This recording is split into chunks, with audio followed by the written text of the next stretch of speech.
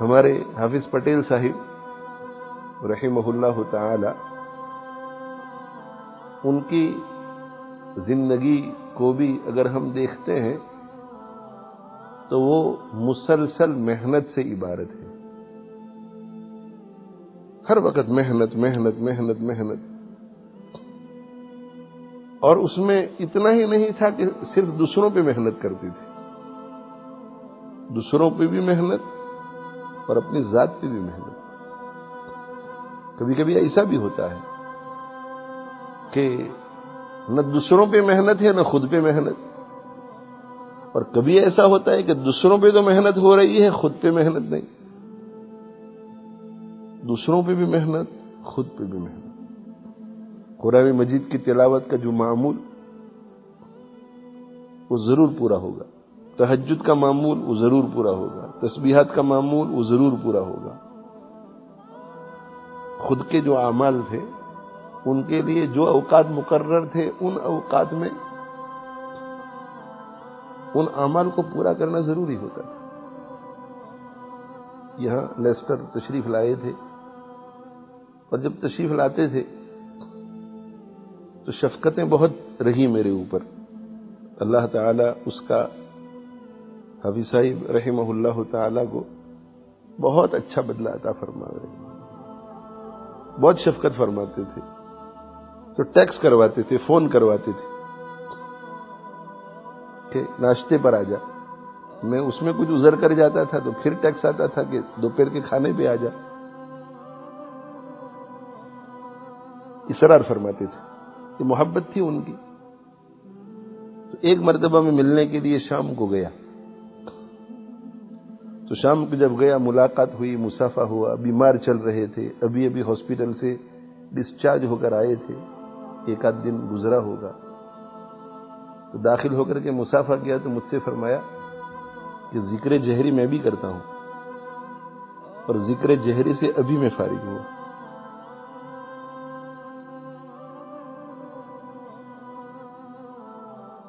اور آخری سفر جو حافظ صاحب رحمہ اللہ تعالی کا لیسٹر کا ہوا اور ڈاکٹر صغیر کے یہاں کچھ دن قیام بھی رہا، اس وقت بھی جب میں ملنے کے لیے گیا تو وہاں 2-3 درجن افراد بیٹھے ہوئے تھے.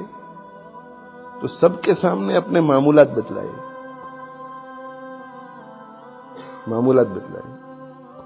مجھے بتایا کہ میرا یہ معمول ہے، یہ معمول ہے، یہ معمول ہے. میں نے کبھی کسی کو بتایا نہیں.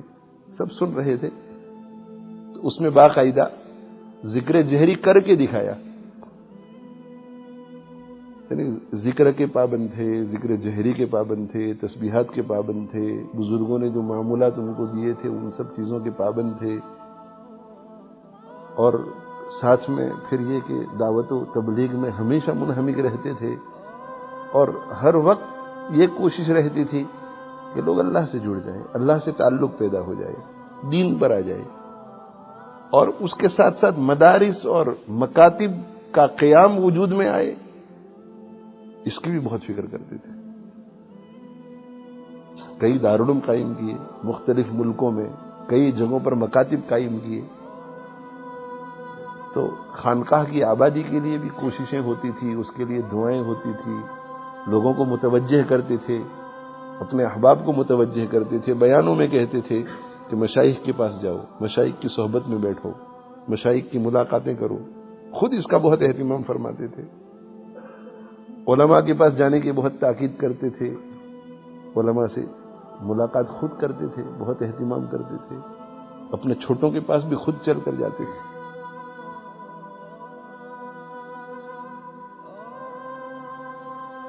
مکاتب کا قیام، مدارس کا قیام اور دعوت و تبلیغ، یہ تینوں محنتیں جو ہمارے بزرگوں کی ہیں، یہ تینوں آپ کی گھٹی میں پڑی ہوئی تھی. تینوں کے لیے دعائیں، تینوں کے لیے کوششیں، تینوں کی طرف لوگوں کو متوجہ کرنا. تو خود پر بھی محنت کی اور دوسرے دین کی خاطر اپنے آپ کو کیسے کھپائیں اس کی بھی محنت کی. اور پوری زندگی اس میں لگے رہے، اپنے نفس کو تھکاتے رہے. ایک مرتبہ میرا ایسٹ مڈلینڈ کا اجتماع تھا تو وہاں مرکز جانا ہوا. میں نے سوچا کہ اس مڈ لینڈ کا اجتماع ہے تو ہمیں بھی شرکت کر لینی چاہیے. موقع پا کر کے میں بھی چلا گیا.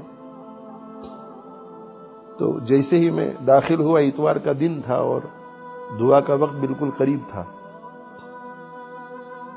تو مجھ سے کچھ دوستوں نے کہا کہ ابھی صاحب کی طبیعت علیل چل رہی ہے اور جمعہ کے دن سے اجتماع میں شرکت نہیں کی ہے اور ابھی دعا ہے تو ہمت نہیں ہے کہ اوپر جائیں. تو اگر ہمت نہیں کریں گے اور اوپر تشریف نہیں لے جائیں گے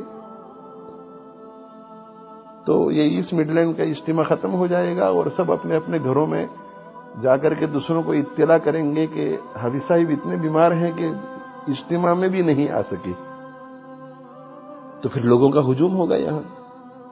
تو انہیں اس وقت آرام کی ضرورت ہے، وہ نہیں ہو سکے گا. تو کسی طرح دعا میں اگر شریک ہو جائیں تو بہت اچھا ہوگا تاکہ لوگوں کو اطمینان ہو جائے کہ بھائی طبیعت ٹھیک ہے. تو مجھ سے کہا گیا کہ تو کہہ. تو میں اندر داخل ہوا اور داخل ہو کر کے میں نے عرض کیا کہ میں نے کہا حضرت آپ فکر نہ فرمائیں، اگر آپ سیڑھیاں نہ چڑھ سکتے ہوں تو ویل چیئر میں آپ کو بٹھا کر مضبوط لوگ ویل چیئر کو اٹھا لیں گے اور آپ کو کسی طرح اوپر لے جائیں گے، لیکن بہت اچھا ہوگا کہ آپ شرکت فرما لیں، آخری دعا ہے، آپ دعا فرما دیں. تو گفتگو میری ہو رہی تھی اور پیار کرتے تھے، شفقت کرتے تھے، تو ذرا بے تکلفی سے بھی میں بات کر لیتا تھا جب ضرورت پڑتی تھی. تو میں نے ان کے گھٹنوں پر ہاتھ رکھا اور میں اس طرح بیٹھا ان کے سامنے اور ذرا زور سے میں نے کہا کہ آپ آرام نہیں کرتے اس لیے بیمار رہتے ہیں. اسی طرح میں بولا، میں نے کہا آپ آرام نہیں کرتے اس لیے آپ بیمار رہتے ہیں. تو بالکل خاموش ہو گئے. میں کچھ کہتا تھا وہ بھی کچھ کہہ رہے تھے، میں کچھ کہتا تھا وہ بھی کچھ کہہ رہے تھے. مگر میں نے جب یہ بات کہی تو بالکل خاموش ہو گئے اور ایسے نیچے دیکھنے لگ گئے. تھوڑی دیر کے بعد دیکھتے رہے اور پھر میری طرف نظر اٹھا کر کے دیکھا اور مجھے کہا مولانا آرام ہی کے لیے تو یہ سب کچھ کر رہا ہوں.